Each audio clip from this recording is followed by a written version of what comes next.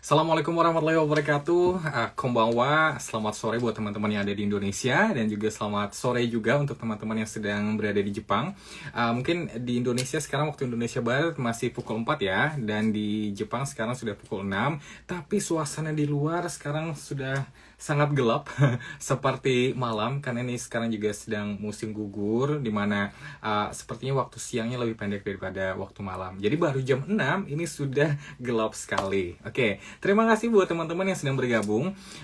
Dan kali ini adalah live kesekian kita, mungkin live ke-6 kita di PPI Chiba Instagram series Chiba no Gakusei. Seperti biasa ini membahas tentang situasi kisah-kisah perjalanan mahasiswa Indonesia yang sedang menempuh pendidikan di Jepang, terutama di prefektur Chiba. Nah, dan kali ini pada live ke-6 kita akan kedatangan tamu yang luar biasa. Ada dua orang. Yang pertama adalah Mas Enggah Kurniawan, yang kedua ada Mbak Umi. Nah, oke, ini sudah masuk jam 6. Terima kasih. Wah, sudah banyak yang bergabung. Langsung saja saya invite Mas Enggah. Oke, kita coba invite dulu Enggah Kurniawan. Dan kali dua orang, Mas Enggah dan juga Mbak Umi. Oke. Oke. Wah, sudah bergabung. Assalamualaikum Halo. warahmatullahi wabarakatuh. Waalaikumsalam warahmatullahi wabarakatuh. Wah, apa kabar Mas Enggah? Kabar baik Mas Hafiz, cuma sedikit kedinginan ini. Oh iya. Ini sekarang lagi di mana nih, Mas? Sekarang saya di laboratorium. Oh, ya ampun. Sudah jam 6 sore gitu ya, masih kerja di laboratorium. Wah, seru Begitu. sekali. Saya dengar kata laboratoriumnya aja udah membayangkan seperti apa ya laboratorium untuk research student di Chiba University. Nanti kita akan bahas bersama sambil menunggu Mbak Umi gabung. Instagramnya apa ya? Umi IMZ ya. Oke, saya masih coba invite. Sambil menunggu Mbak Umi gabung, langsung aja nih, karena sudah masuk di sini.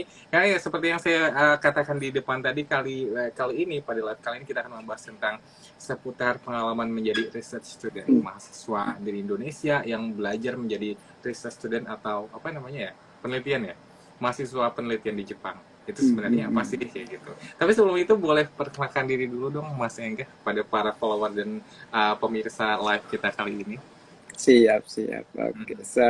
Selamat malam semuanya. Assalamualaikum warahmatullahi wabarakatuh. Perkenalkan sebelumnya, nama saya Enggah Kurniawan. Saya berasal dari Bandung, di Indonesianya. Sebenarnya asalnya dari Sumedang, cuman sudah menetap di Bandung. Dan sudah di Jepang dari tahun 2018. 2018 Oktober sampai 2019 Maret saya menjalani peran sebagai research student, lalu lanjut menempuh pendidikan S3 di Jepang, dan baru lulus kemarin 2022 Maret. Sekarang sedang lanjut sebagai postdoc masih di Chiba Daigaku. Wah, luar biasa. Luar biasa. Boleh disebutkan nih dari S1-nya di mana kayak gitu. Lalu S2-nya Oh, di mana? sebenarnya S1 saya mengambil bidang keahlian pendidikan kimia. Mhm, Jadi memang saya datang dari keluarga guru, jadi mhm, darah gurunya sangat mengalir kental waktu itu. Jadi saya menempuh mhm, pendidikan S1 di UPI Bandung mhm, untuk jurusan pendidikan kimia.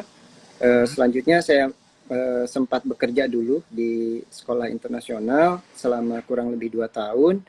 Lalu saya mhm. lanjut lagi sekolah, saya ganti haluan mengambil kimia Oh, murni waktu itu di ITB. mhm. Di Eh, ITB ya? di ITB ya, untuk Hmm. FMIPA dengan bidang keahlian kimia fisika dan kimia anorganik. Oh. Lebih detailnya, riset saya tentang katalis.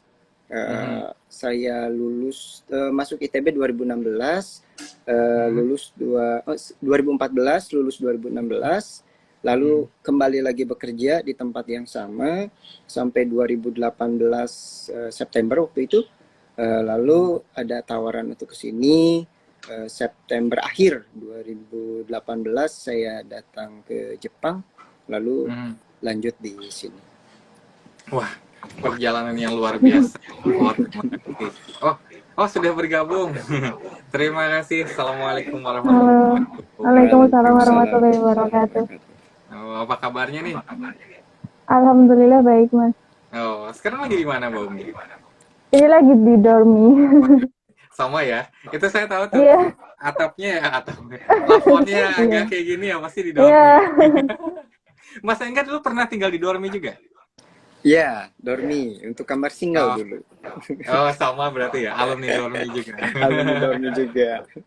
Oke, jadi kali ini kita kedatangan dua orang tamu, Mas Enggah dan Mbak Umi, dan mereka akan membagikan pengalaman mereka sebagai research student. Nah, buat yang baru bergabung, tadi Mas Enggah juga sudah memperkenalkan diri beliau, S1-nya pendidikan, kimia, guru, terus S2-nya lanjut di ITB, sama-sama kimia, tapi beda aliran ya, kimia murni. Dan ternyata bisa melanjutkan S3 di Chiba University di Jepang, bahkan lulus S3 masih menjadi riset lagi, pekerja riset, apa namanya tadi, postdoktoral. Wah, luar biasa. Oke, gimana nih Mbak Umi? Boleh diperkenalkan diri secara singkat? Oh Riwayat ya, pendidikannya mungkin? Assalamualaikum warahmatullahi wabarakatuh. Waalaikumsalam. Jadi nama saya Umi Mariam Zulfin, biasanya dipanggil Umi. Dulu waktu S1 ngambil farmasi di UGM. Wow. Terus terus sekarang lanjut PhD juga di Chiba University, Graduate School of Medicine. Cuman ini research student dulu selama setahun seperti itu. Oke, S2-nya di mana, Bu Umi? S2-nya nggak ada S2, jadi langsung S3 insya Allah rencananya.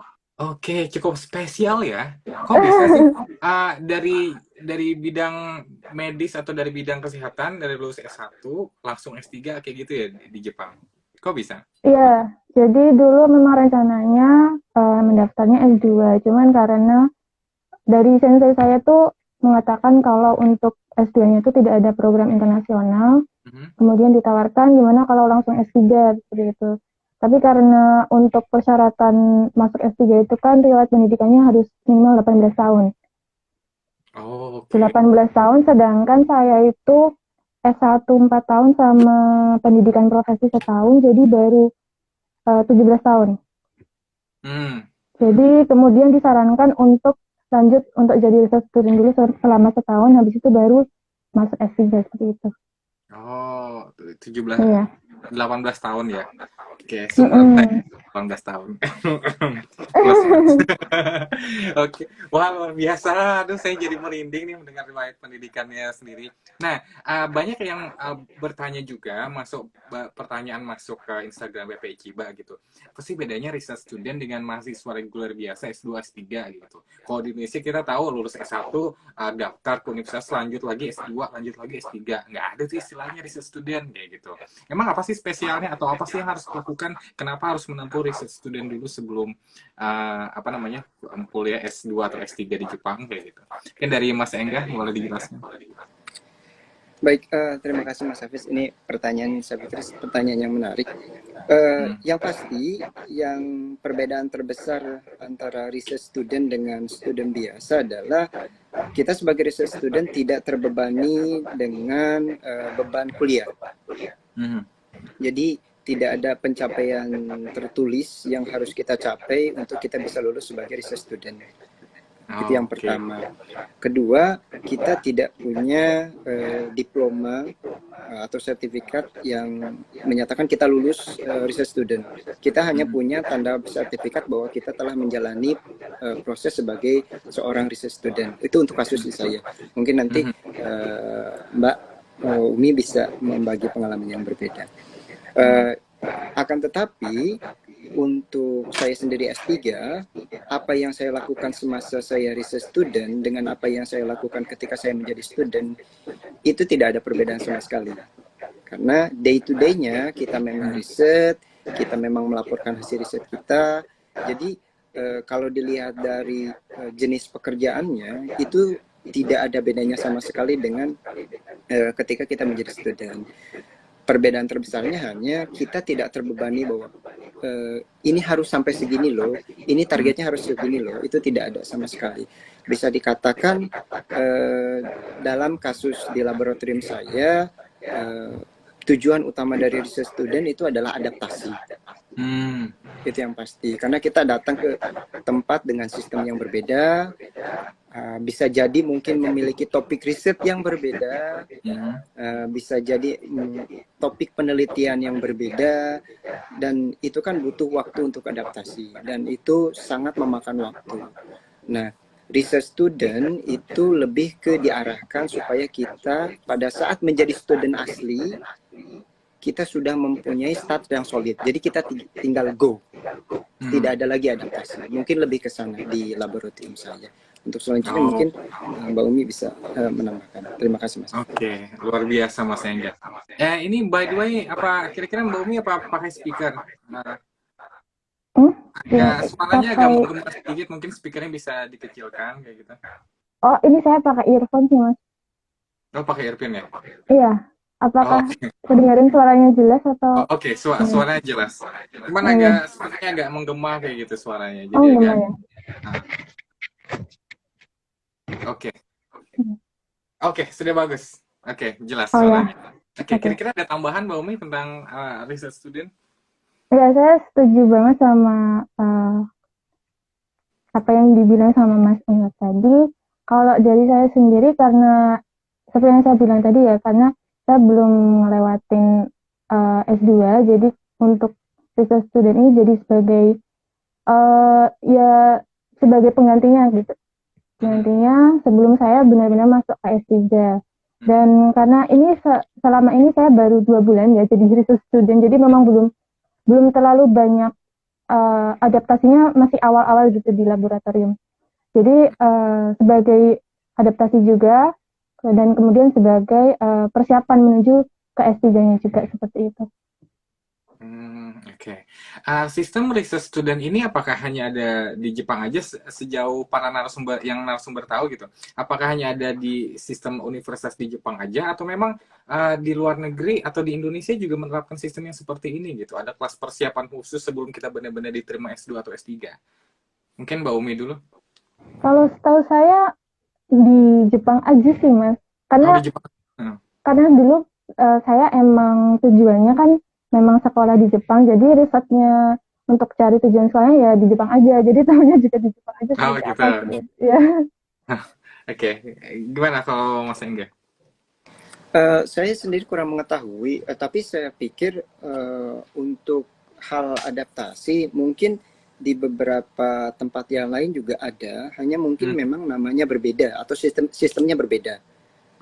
Karena kayak seperti saya research student, kita bergeser laboratorium saja, ada rekan-rekan kita yang masih di Universitas Chiba, satu kampus dengan saya, hanya berbeda fakultas, itu sistem research studentnya jadi tidak ada.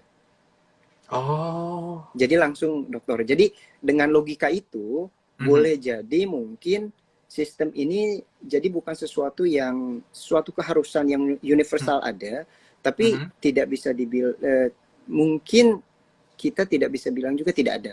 Bisa jadi memang ada, hanya dengan nama yang lain gitu ya, nama yang berbeda. Saya pikir sih seperti itu. Jadi itu tergantung dari dari fakultas dan dari laboratorium tempat kita belajar juga ya? Iya, saya pikir memang seperti itu. Ada yang menerapkan research student dulu, baru degree, atau ada yang tidak ada juga. Oke. Untuk jangka waktunya berapa lama, Mas Engga? Kalau minimalnya atau maksimal? Di saya sebenarnya jangka waktu yang diberikan maksimal itu adalah 1,5 tahun atau 3 semester. Oke, maksimal 3 semester. 3 kali 6 bulan. Hanya saja untuk laboratorium saya mengetahui untuk 4 tahun terakhir. 4 tahun terakhir itu biasanya memang hanya diberi jatah 1 semester. 1 semester saja. Karena saya pikir 1 semester untuk di laboratorium saya pribadi itu untuk hal adaptasi itu sudah cukup. Gitu. Jadi memang dengan waktu 6 bulan kita bisa akses ke alat sebanyak mungkin, kita dapat mengoperasikan alat dengan sebanyak mungkin, kita satu alignment sama topik yang diberikan oleh profesor kita. Kita juga sudah tahu arah riset kita kemana.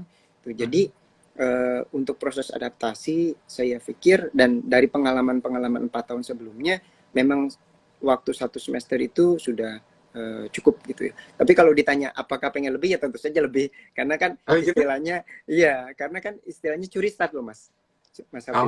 Kita bisa curi start kan, kita bisa dalam, kalau saya bahasanya kita bisa nabung data gitu loh. Gitu. Jadi kita punya data sebanyak mungkin, tapi itu belum jadi suatu beban gitu. Jadi ketika nanti kita pas riset itu, kita tinggal melanjutkan seperti itu. Jadi kalau ditanya memang apakah pengen lebih, tentu saja lebih, tapi dari tahun ke tahun, at least untuk 4 tahun ke belakang itu biasanya di laboratorium saya hanya diberikan 1 semester seperti itu, Mas. Oke, terima kasih Mas Engga. Gimana Mbak Umi? Kalau di laboratorium saya, sejauh ini saya doang yang baru tahu kalau ada research student ya. Cuman setahu saya, kalau di Max sendiri, Max itu ada periode untuk research student itu 6 bulan atau setahun, itu tergantung dari mungkin dengan senseinya seperti apa sih. Kalau saya sendiri 1 tahun. Oke, 1 tahun. Oke. Kira-kira apa yang terjadi seandainya nih saya jadi research student dan saya tidak bisa memenuhi ekspektasi dari profesor atau dari laboratorium? Apakah S2 atau S3 saya dibatalkan, atau saya harus nambah lagi kayak gitu? Atau gimana kira-kira? Apakah ada peraturan tertulis seperti itu? Syarat-syarat yang harus kita penuhi? Jadi siapa dulu yang mau jawab nih? Mbak Umi dulu deh, Mbak Umi. Kalau setahu saya jadi research student tuh cuman di akhirnya outputnya adalah menulis report seperti itu. Dan untuk melanjutkan apakah dia nanti bisa lanjut ke S2 atau S3, itu perlu mendaftar ke Max lagi. Jadi jadi nanti pun kayaknya harus mendaftar lagi untuk S3-nya. Jadi seandainya nih di masa waktu 1 tahun, misalkan di labnya Mbak Umi, masa waktu 1 tahun, ternyata tidak bisa menyelesaikan reportnya, misalkan gara-gara keasikan jalan-jalan kayak saya. Misalkan ya mungkin apa yang terjadi? Kemungkinannya, menurut saya, adalah masa research studentnya bisa diperpanjang. Sepertinya ya, tapi ya tetap sama, harus mendaftar lagi ke Max-nya untuk scholarship-nya. Oke. Gimana Mas Engga? Kalau di saya pribadi, dari yang saya tahu ya, ini saya juga tidak bisa mengatakan secara absolut seperti apa, tapi memang yang saya rasakan adalah tidak ada tuntutan secara tersurat bahwa kita harus mencapai titik A, tidak ada seperti itu. Jadi yang saya sempat sampaikan tadi, bahwa tujuan paling utamanya adalah adaptasi sebenarnya. Jadi memang tidak ditekankan sekali bahwa ini harus sampai di titik ini. Bahkan saya tidak menulis report sama sekali. Tidak menulis report sama sekali. Nah, apakah kaitannya dengan studi, apakah nanti berpengaruh dengan studi atau tidak, berpengaruh apakah diterimanya S3 atau tidak? Karena ketika kita menjadi research student, kita belum tentu menjadi mahasiswa, Mas. Jadi seperti saya itu menjalani masa riset dari terhitung Oktober lah ya. Terhitung Oktober sampai Maret. Tapi Februari itu kita daftar untuk S3. Kita ada tes lagi untuk S3. Jadi dalam tanda kutip, sekalipun kita performanya sangat luar biasa pada saat research student, tapi pada saat pendaftaran kita tidak diterima, yaitu tidak menjamin apa-apa sebenarnya. Hanya saja dari case by case untuk di laboratorium saya, ketika kita sudah menjadi research student, besar kemungkinan itu kita diterima sebagai mahasiswa S3.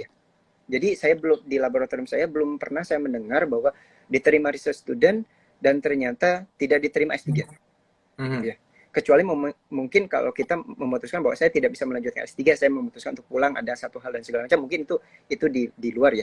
Tapi apabila kita benar-benar berminat untuk S3, kita menjalani research student, tidak pernah saya mendengar case bahwa tidak lanjut S3. Itu yang pertama. Yang kedua, seperti yang saya tadi katakan, kita sama sekali tidak diberikan semacam kurikulum tertulis ya, ini harus seperti apa gitu ya, tidak sama sekali. Bahkan relatif profesor saya sendiri, saya masih ingat kata-kata pertamanya adalah Anda harus senyaman mungkin di Jepang. Itu yang dibilang. Bukan senyaman mungkin di laboratorium ya, senyaman mungkin di Jepang. Artinya beresin dulu pekerjaan untuk apartemen lah, kalau memang ternyata tidak didormi, kebutuhan apa itu harus dipenuhi dan segala macam, settle, Anda temukan komunitas yang memang butuh untuk Anda segala macam, itu malah diarahkan ke sana gitu. Setelah itu selesai, baru mulai kita ada perbincangan, bahkan perbincangan tentang topik riset untuk case saya sendiri itu tidak terjadi di 3 bulan pertama. Jadi karena memang riset saya S2 dengan riset saya di S3 itu sangat linear, jadi mungkin profesor saya sudah, oh iya, Anda sudah mengetahui apa yang mungkin kita akan lakukan. Jadi yang terpenting adalah Anda senyaman mungkin di Jepang. Jadi jangan sampai ada sesuatu yang nanti bakal mengganjal ketika Anda sudah menjadi student. Gitu. Karena ketika sudah menjadi student, waktu sangat berharga. Gitu. Mungkin lebih ke sana filosofinya ya. Jadi memang saya tidak merasakan sekali ada tuntutan harus sampai di titik A, harus sudah sampai segini, harus reportnya seperti ini, tidak sama sekali. Tapi ya bisa dibilang yang tadi mungkin ada kaitannya dengan apa sih kaitannya dengan studi? Ya kita studinya jadi lebih lancar kalau kita lebih cepat beradaptasi. Itu lebih ke sana. Tapi apakah tuntutan tertulisnya sama sekali tidak ada? Itu untuk kasus saya pribadi. Oh, oke.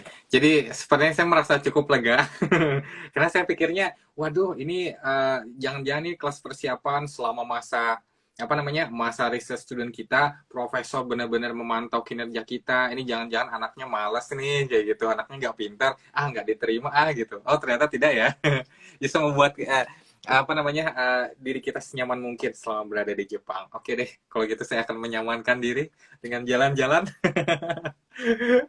Oke, selanjutnya selama melakukan riset di dalam periode riset student, apa sih yang dikerjakan gitu? Apakah tiap hari datang ke kampus terus gitu? Atau boleh juga join ke kelas-kelas bahasa Jepang atau kelas-kelas yang lain di kampus di Chiba University? Atau seperti apa? Mungkin Mas Enggar dulu deh. Baik, terima kasih. Ini pertanyaan yang luar biasa ya. Bagi saya pribadi, ya pengalaman saya pribadi dan pengalaman dari senior-senior saya dan yang saya lakukan adalah saya memang riset. Nah, mungkin saya termasuk di laboratorium saya biasanya memang apa yang kita kerjakan di laboratorium pada saat S3 itu bisa dibilang 90% mirip dengan apa yang kita kerjakan di S2. Karena beberapa lulusan dari laboratorium saya adalah memang orang-orang katalis atau paling enggak orang-orang analis, kimia analis. Jadi apa yang mereka kerjakan pada saat S2 itu hampir mirip dengan apa yang kerjakan di S3 itu yang pertama. Jadi apa yang kita kerjakan day to day adalah apa yang kita kerjakan pada saat S2 mungkin, dan apa yang akan kita kerjakan ketika kita menjadi mahasiswa S3 seperti itu. Perbedaannya adalah kita tidak ada kewajiban kelas. Nah, kalau untuk ketika kita sudah menjadi student, kita harus datang ke kelas karena kita harus memenuhi beban SKS tertentu kan ya, seperti itu. Nah, untuk tadi pertanyaannya apakah kita boleh join ke kelas bahasa misalkan, itu sangat direkomendasikan.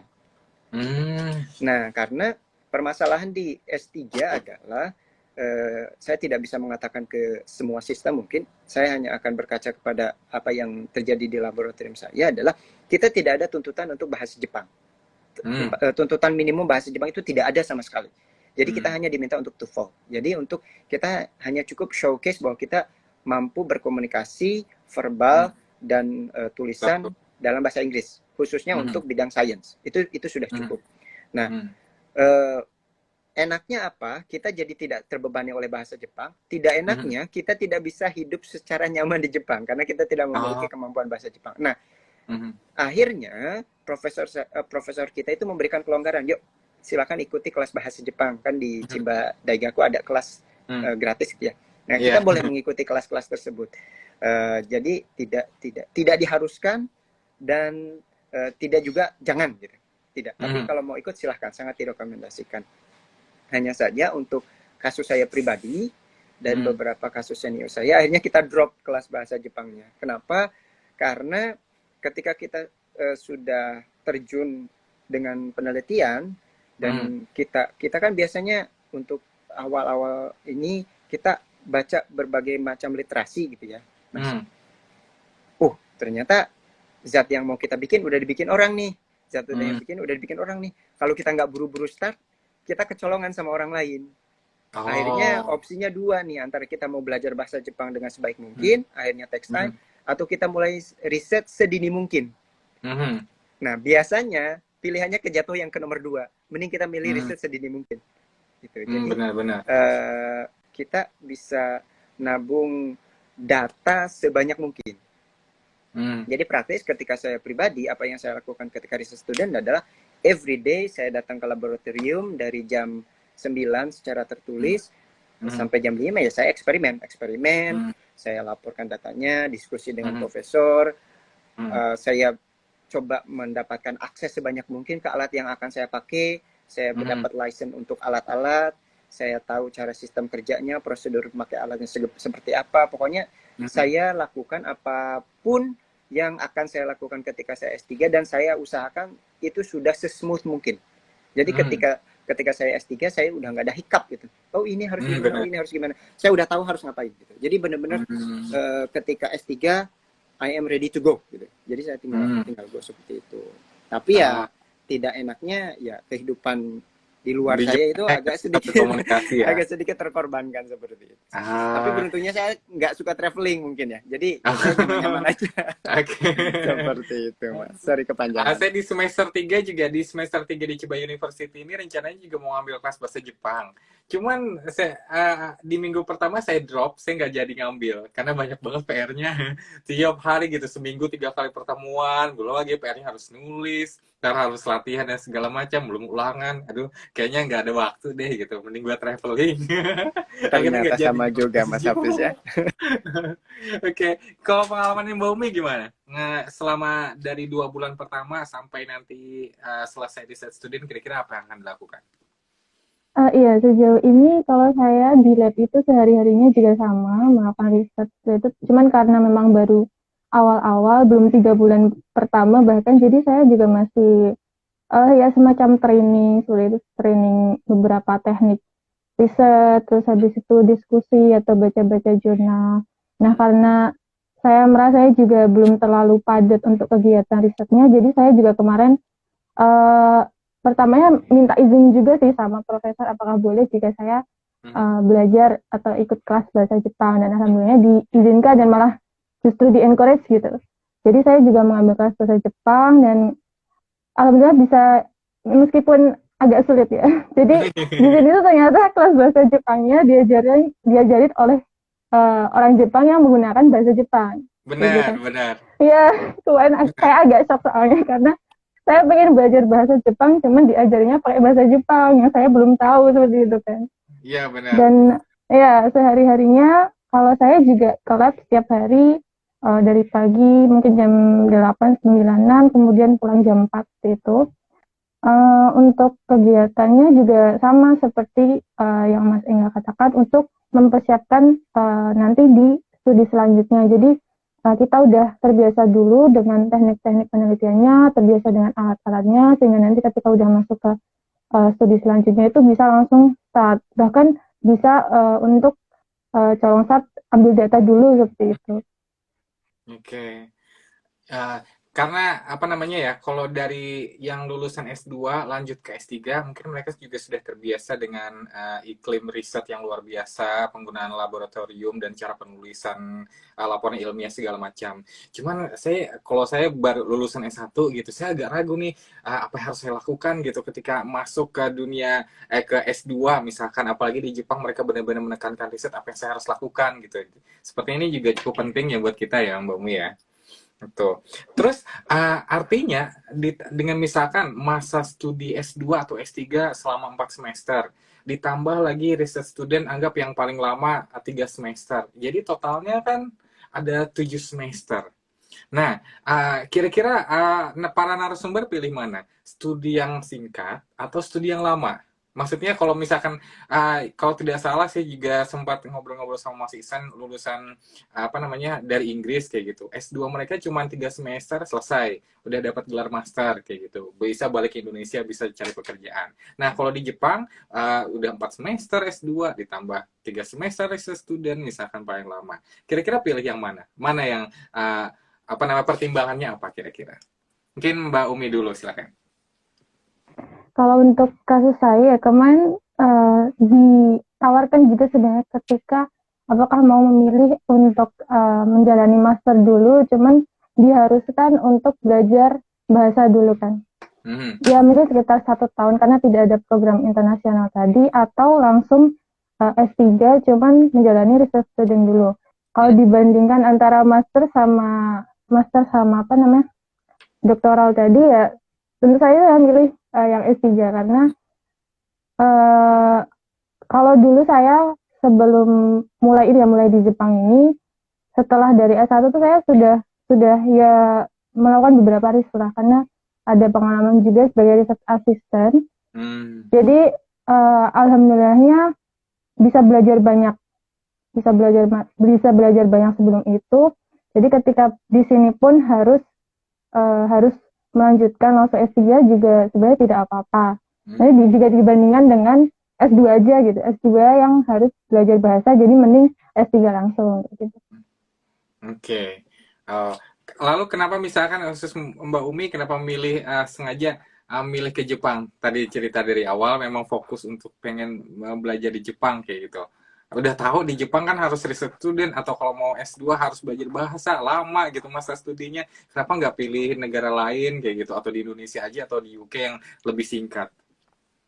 Kalau saya sendiri memang sudah pengen banget sekolah di Jepang itu semenjak sebelum S1 bahkan.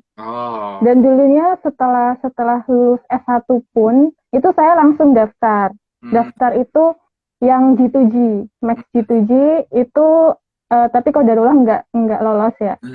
Dan kemudian kebetulan ada semacam kerjasama gitu dengan Chiba University dan bisa melakukan korespondensi gitu dengan profesornya. Dan akhirnya mendaftar jalur University Recommendation ini dan alhamdulillahnya lolos gitu. Dan kenapa Jepang? Karena memang saya minat sekali di research. Apalagi kita tahu kan Jepang itu memang fokus banget di research untuk graduate school-nya. Benar.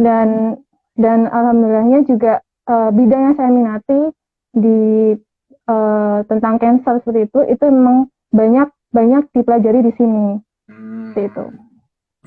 Oke. Jadi memang tertarik riset, jadi pilihnya di Jepang. Oke. Ya, Kalau Mas Eka?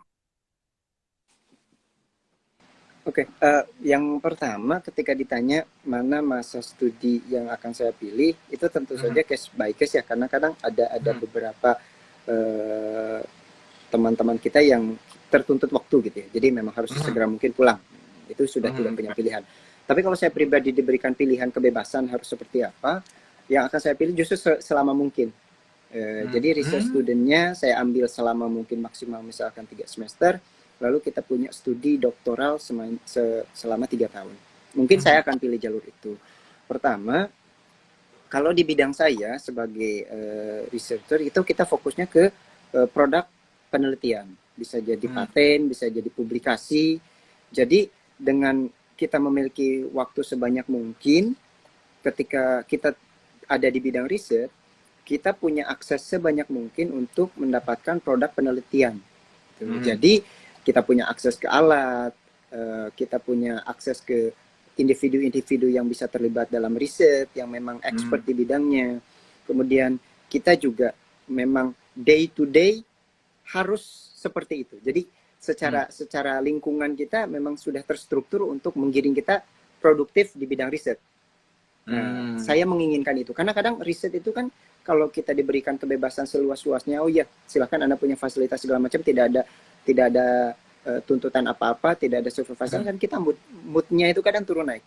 Tapi ketika kita dipaksa menjadi seorang student, kita punya tuntutan, dan apalagi ketika kita riset itu tuntutan tersebut kita berguna untuk jenjang karir kita selanjutnya, karena kan lulusan S3 sudah tidak lagi dilihat IPK dan segala macam, itu sudah tidak begitu penting gitu. Yang dilihat ketika lulusan S3 adalah mana produk penelitian Anda. Apakah Anda punya paten? Apakah Anda punya publikasi ilmiah sebanyak mungkin? Publikasi ilmiah Anda apakah di jurnal-jurnal ternama? Itu kan yang dilihat. Nah, dengan kita bisa melakukan research student selama mungkin, plus masa student kita yang lumayan lama, kita bisa menghasilkan produk-produk ilmiah, baik itu berupa paten, baik itu berupa publikasi ilmiah, dengan sebanyak mungkin. Jadi kalau saya ditanya, saya akan memilih yang lama. Kayak gitu. Karena toh kan kita beasiswa. Jadi secara tidak langsung finansial kita lebih terjamin. Asalkan kita tidak mengejar lifestyle ya. Itu sudah di luar equation gitu ya itu. Karena secara kita bisa decent life di sini. Jadi kita sudah tidak memikirkan itu, kita tinggal fokus ke mau hasil sebanyak mungkin atau tidak. Kalau mau semua fasilitas sudah ada, tinggal kemauannya mau apa enggak gitu. Jadi kita tinggal di sana. Dan saya diberkahi karena punya profesor yang masih muda. Jadi memang semangat risetnya masih tinggi. Dan saya waktu itu menjadi mahasiswa doktor pertama beliau. Jadi memang beliau itu masih sangat termotivasi gitu untuk riset. Jadi memang dari awal sudah digiring ke sana. Dan juga dosen saya pada saat S2 lulusan di lab di mana saya menghabiskan masa studi S3. Jadi lulusan dari sini juga. Jadi memang dari S2 saya sudah lingkungan risetnya sudah mirip sekali apa dengan apa yang saya lakukan di sini. Jadi memang sangat linear gitu. Jadi dengan modal itu saya menginginkan justru masa riset selama mungkin. Seperti itu. Jadi toh nanti ketika kita bisa menghasilkan produk penelitian sebanyak mungkin, jenjang riset selanjutnya semua itu bisa kita pakai. Kita apply sebagai postdoc lah, kita apply sebagai researcher lah. Kita bisa pakai ini loh, kita sudah menghasilkan produk ilmiah banyak loh. Kita bisa jenjang karir selanjutnya itu bisa relatif lebih mudah. Saya pikir seperti itu. Nah, jadi sayangnya hanya diberikan saya ada. Jadi ya memang mau tidak mau harus ikut sistem yang ada di sini. Jadi 1 semester research student, 3 tahun masa studi. Seperti itu. Oke. Nah, mungkin buat teman-teman yang ingin mengejar beasiswa research student, apakah mereka perlu mempertimbangkan usia juga? Misalkan nih saya ingin lama-lama, saya belum ngambil S2, saya pengen juga S2 di Jepang. Tapi jangan-jangan saya harus nambah 1 setahun untuk research student, terus 2 tahun untuk S2, kapan lagi S3-nya, misalkan kayak gitu.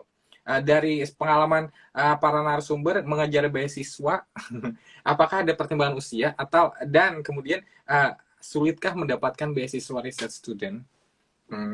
Mungkin Mas Engga dulu. Nah ini pertanyaan yang sangat susah bagi saya ya. Ketika dibilang apakah sulit gitu ya? Karena jujur saya sendiri tidak merasakan kesulitan itu. Bukan berarti karena saya gampang gitu ya, tidak seperti itu. Karena memang saya tidak sama sekali tidak berminat untuk S3 di Jepang sebenarnya. Maksudnya bukan tidak berminat ya, tidak merencanakan dan tidak bermimpi sama sekali untuk bisa studi di Jepang seperti itu. Jadi kebetulan kan memang saya bisa dibilang wong deso ya Mas. Saya dari desa gitu lah. Jadi bisa lulus S1 pun itu sudah bagi saya pencapaian yang luar biasa. Waktu itu sudah di atas rata-rata orang dari desa saya lah seperti itu. Apalagi UPI gitu ya. UPI Bandung, Pak Guru itu kan levelnya udah beda. Jadi saya waktu itu sudah cukup sebenarnya. Hanya saya terbuka mata saya itu ketika saya lulus S1, teman-teman saya melanjutkan kuliah dengan jenjang segala macam. Kita juga bertemu dengan orang-orang yang ternyata sangat semangat untuk mengejar karir, pendidikan dan segala macam. Itu mas sedikit terpengaruhi gitu ya. Oh iya, ternyata bisa. Loh kok bisa? Ternyata ada jalannya. Kenapa enggak? Kenapa harus berhenti di sini? Kenapa enggak lanjut? Dan ternyata itu dipermudah. Jadi proses-proses itu dipermudah. Saya berhenti bekerja, ada tawaran. Berhenti bekerja, ada tawaran. Jadi memang ketika dibilang susah atau tidak, saya tidak bisa mengatakan apakah itu susah atau tidak. Saya hanya bisa mengatakan itu tergantung ke rezeki masing-masing mungkin ya. Seperti itu. Nah untuk pertimbangan umur, yang harus ditekankan adalah pertama, kita harus punya informasi sedetail mungkin tentang persyaratan dari beasiswanya itu sendiri. Nah, yang pasti adalah dilihat umurnya kita cukup atau tidak. gitu. Apakah kita sudah terlalu tua gitu misalnya segala macam. Dalam tanda kutip gitu ya. Jadi itu yang dipertimbangkan. Kedua, jenjang karir. Karena ada beberapa case teman saya yang beliau ingin menjadi PNS. Seperti itu. Jadi kan sedangkan umur beliau misalkan apakah sudah mendekati 35 gitu ataukah sudah lebih karena sudah mengejar karir sebelumnya dan segala macam. Itu kan itu juga harus dipertimbangkan. Jadi ketika ditanya permasalahan tentang umur adalah pertama silahkan dicari informasi sedetail mungkin tentang beasiswa yang memang ingin dicapai, yang ingin didapatkan gitu ya. Dan faktor umur itu memang faktor yang ya bisa dibilang screening pertama kan Mas ya. Ketika itu lepas ya mau kita punya kemampuan luar biasa pun susah nembusnya, seperti itu yang pertama. Kedua yang harus dipikirkan adalah karir selanjutnya mau seperti apa gitu. Jadi jangan cuma ya sebenarnya kan tidak menutup kemungkinan ya masalah rezeki dan segala macam mau umur berapapun ya itu kan memang itu kan hal yang di luar planning kan ya. Tapi kan sebagai manusia kita harus memplanning sebaik mungkin, sedetail mungkin. Nah, artinya kedepannya mau ngapain? Mau kejar karirnya seperti apa? Dan karir itu apakah ada titik umur maksimal atau tidak? Jadi itu yang harus dipertimbangkan saya pikir. Bukan hanya dalam fokus di research student kayak gitu.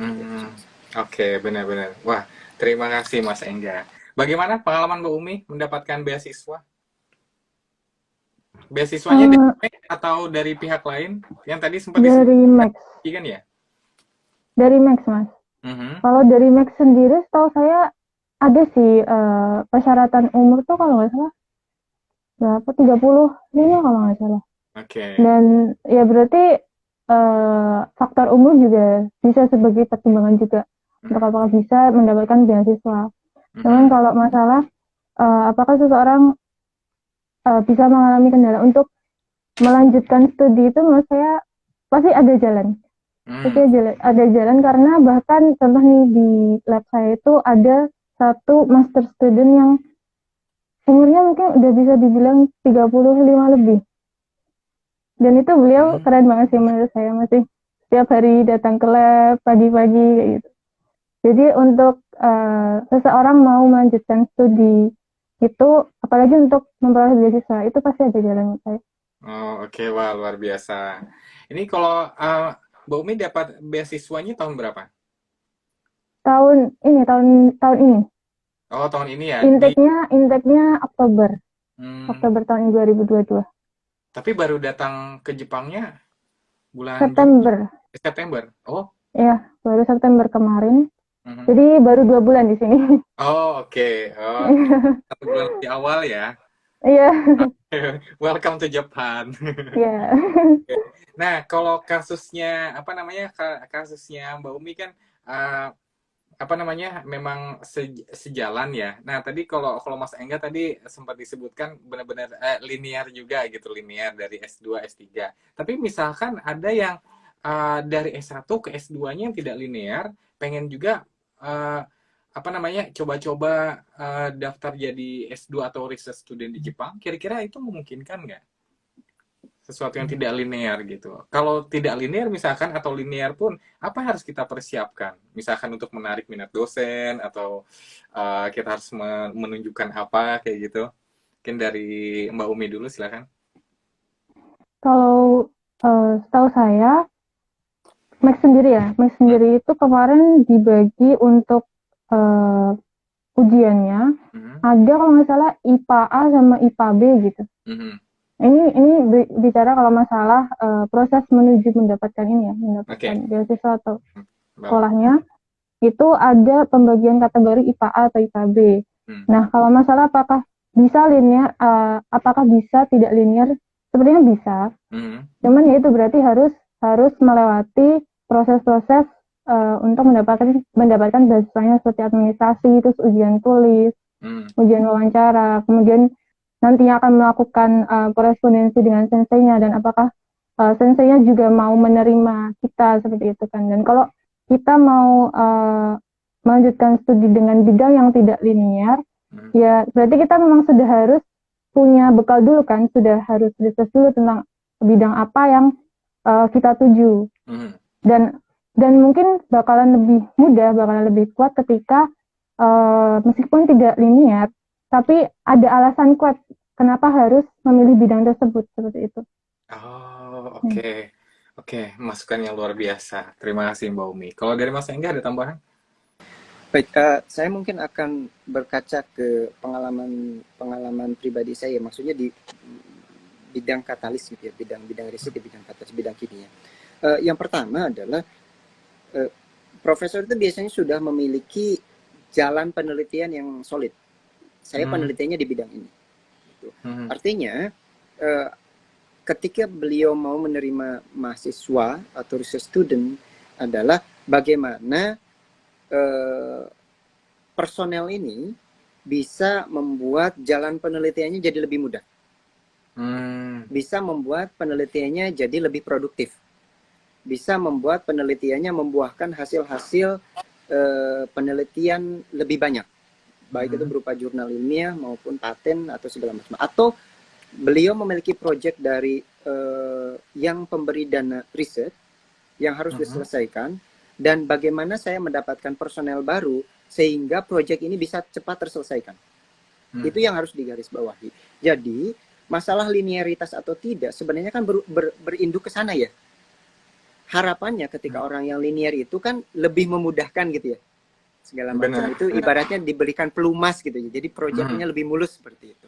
Nah, apakah itu berarti menutup peluang rekan-rekan yang non linear? Tidak sama sekali. Apabila rekan-rekan tadi sudah disebutkan mungkin Mbak Umi bisa menunjukkan bahwa saya bisa memberikan benefit terhadap riset yang sedang digeluti oleh Anda sebagai profesor saya. Itu yang pertama.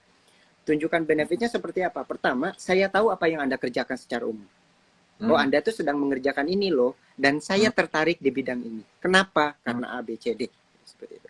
Dan saya sudah melakukan sesuatu, sekalipun saya tidak linear, ada keahlian-keahlian atau skill-skill di bidang yang telah saya geluti, sekalipun itu tidak linear dengan penelitian Anda, tapi ada value dan skill yang bisa saya gunakan untuk memuluskan proyek penelitian yang sedang Anda kerjakan.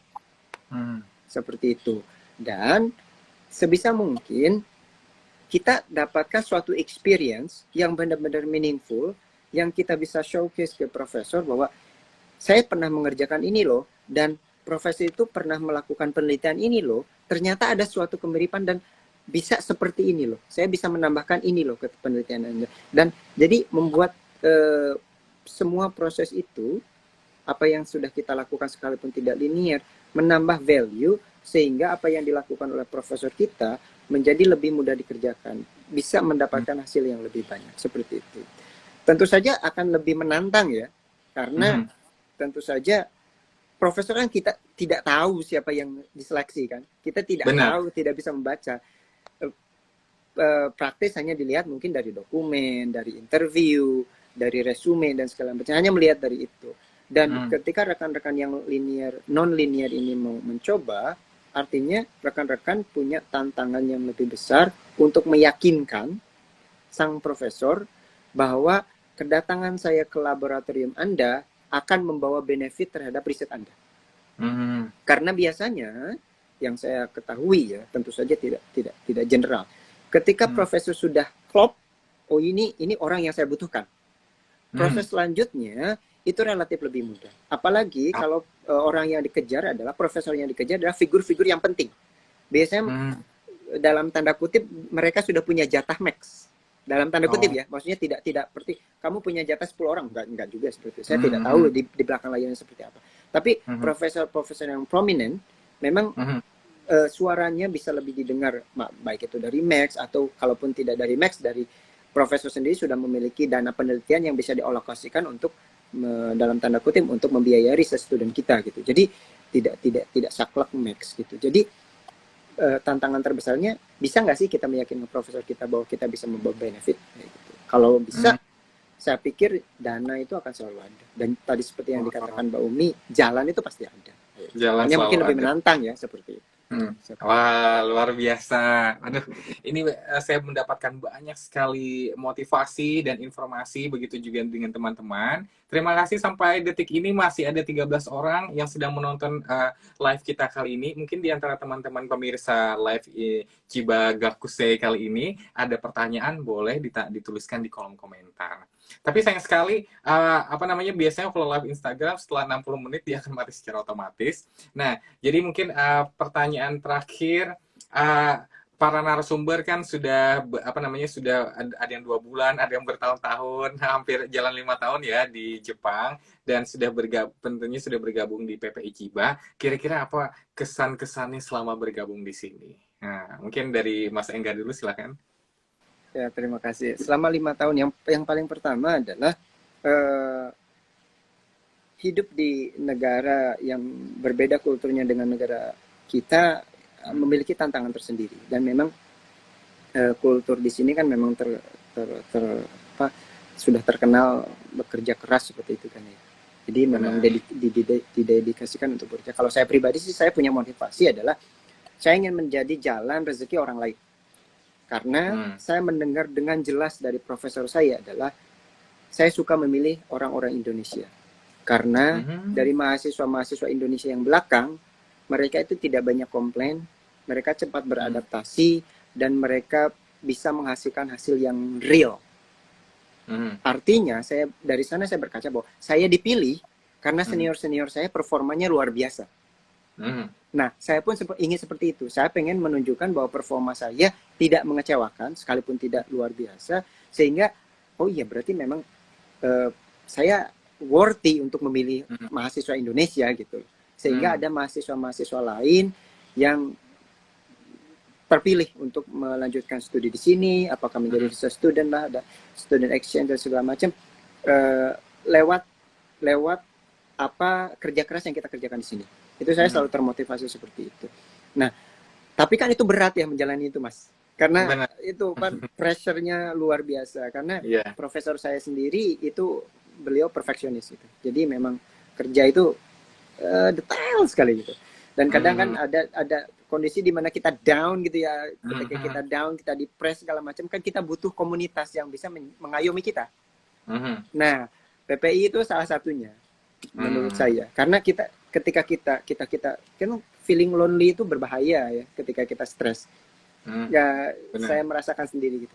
Tapi kan dengan kita punya komunitas loh, kita nggak sendiri loh. Ketika kita kumpul sama mahasiswa lain, dengar cerita pengalaman mereka seperti apa, risetnya segala macam, oh iya saya nggak sendiri loh gitu loh. Maksudnya bahkan kita pun sharing pengalaman di sini, ujungnya malah ketawa gitu loh. Oh gitu loh, profesionalnya seperti ini loh. Kita kayak gini. Oh, jadi ujungnya yang awalnya menjadi beban itu at least untuk sejenak kita bisa up lagi gitu. Untuk kita bisa start lagi, maju lagi. Dan karena memang komunitasnya dekat gitu ya di sini itu, jadi itu bagi saya pribadi, saya memang orangnya nggak begitu sosial interaksi segala macam, tapi bagi saya pribadi adanya kesadaran, saya sadar bahwa saya nggak sendiri, itu lebih menenangkan dibandingkan saya harus berjuang dan saya nggak tahu ini saya sendirian apa enggak. Ketika saya menyadari bahwa orang lain pun bekerja keras, orang lain pun dapat pressure yang sama, itu menjadi saya, oh berarti saya nggak usah ngeluh, toh saya nggak sendiri kayak gitu. Nah, dan ya itu yang pertama. Yang kedua, untuk proses adaptasi ada kaitannya dengan research student adalah, jujur saya naif datang ke Jepang. Saya merasa bahasa Inggris itu sudah cukup, tapi ternyata enggak. Nah, dengan adanya teman-teman yang sudah bisa bahasa Jepang, oh minta tolong ini, oh minta tolong itu, dibantu dan segala macam, itu lebih sedikit tidaknya menurunkan problem kita ketika saat di Jepang. Seperti itu. Jadi sangat luar biasa lah PPI. Kita dapat teman-teman berbagi kayak gitu, memotivasi juga sesama Indonesia gitu. Kapan lagi bisa ngobrol bahasa Indonesia ya di Jepang? Iya, gitu. Kalau bukan dengan teman-teman gitu ya. Dia sesama komunitas Indonesia. Ini pengen gatel banget gitu, pengen ngomong bahasa Indonesia nggak ada teman. Oke. Kalau Mbak Umi gimana pengalamannya selama beberapa bulan terakhir bergabung di PPI Chiba?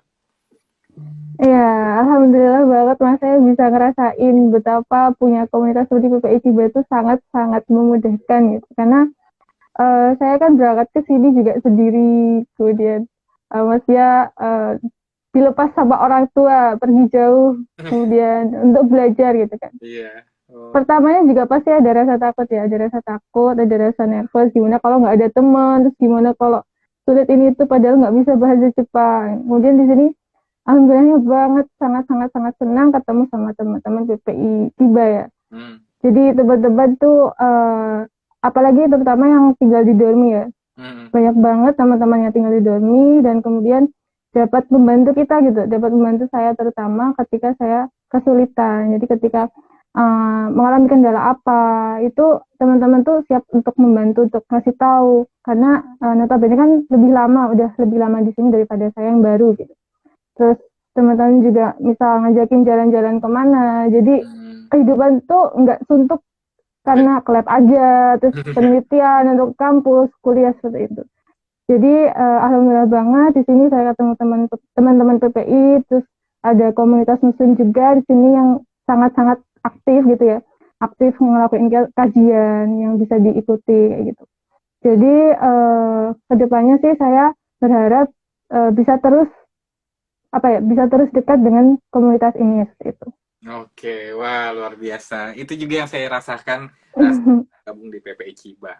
Oke, nah sayang sekali tinggal 5 menit. Mungkin terakhir lagi, paling terakhir, ada motivasi atau kata-kata untuk para follower, para pemirsa live PPI Chiba yang ingin melanjutkan studi ke Jepang atau mungkin yang sedang membutuhkan motivasi dan informasi, boleh mohon diberikan kata-katanya. Mungkin Mbak Umi dulu silahkan. Ya, untuk teman-teman semua, jika memang sudah menjadi mimpinya gitu untuk melanjutkan studi, terutama mungkin di Jepang, menurut saya kita harus pintar-pintar untuk melakukan riset. Melakukan riset itu bukan berarti melakukan penelitian secara definisinya, cuman kita harus kayak searching gitulah. Kita tuh pengennya apa gitu. Kemudian yang tersedia tuh di lapangan apa. Yang tersedia di lapangan apa, kita harus bertanya gitu, ke diri kita sendiri, kita minatnya tuh di mana gitu. Dan ketika sudah melakukan riset atau observasi tadi, kita harus memanfaatkan kesempatan yang ada itu sebaik-baiknya. Kita harus pintar-pintar memasuki pintu yang terbuka yang ada di depan kita. Oke, terima kasih. Wah, luar biasa. Oke, saya akan benar-benar pintar-pintar cari pintunya. Habis itu cari kuncinya baru buka pintunya ya. Oke, terima kasih Mbak Umi. Mas Engga, silakan. Ya, peluang itu selalu ada. Saya selalu, karena saya seperti yang saya tadi katakan, saya berasal dari desa ya, saya selalu merasa minder bahwa orang lain itu lebih pintar gitu. Ternyata enggak sama sekali. Kapasitas yang kita miliki itu tidak jauh berbeda dengan kapasitas yang dimiliki orang lain. Secara umum ya, tentu saja ada berapa persen orang yang benar-benar pintar luar biasa. Tapi ternyata secara umum tidak. Permasalahan terbesar kita adalah bagaimana kita menunjukkan bahwa kita punya kapasitas itu. Karena orang yang menyeleksi kita itu tidak tahu siapa kita. Nah, artinya kita harus memiliki skill untuk menunjukkan bahwa I am worthy. Please give me this opportunity. Kan gitu ya? Seperti itu. Dan ketika sudah mendapatkan opportunity itu, ya harus dimanfaatkan sebaik mungkin, dan no pain no gain. Itu yang saya pelajari, bahwa semakin besar hadiah yang ingin kita dapatkan, ya kita harus willing untuk semakin capek, semakin letih. Saya mendengar dari senior-senior saya bahwa mereka kerja sampai malam segala macam, capek segala macam, tapi terus move on, terus jalan gitu, dan ternyata membuahkan hasil. Dan ketika ditanya apakah pinternya luar biasa, enggak kok, biasa aja.